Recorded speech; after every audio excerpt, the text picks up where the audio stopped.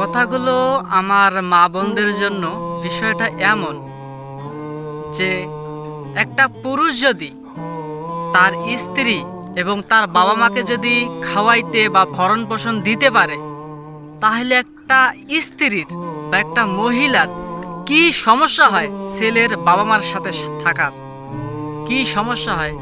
কেন মহিলারা আলাদা খায়, একসঙ্গে থাকতে চায় না?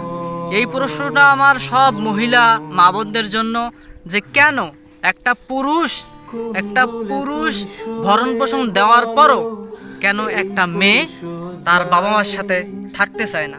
সেই প্রশ্নটা সবার কাছে রইল আমার। আমি এটা আরও অনেক ভিডিওতেই বলেছিলাম, কিন্তু কোনো অ্যান্সার পাই নাই। তো সবার কাছে আমার এইটাই প্রশ্ন, যে একটা পুরুষ যদি পুরো পরিবারকে চালাইতে পারে, তাইলে একটা মহিলার কি সমস্যা হয় পুরুষের বাবা মা একসাথে থাকলে? এটা জানাই দিবেন।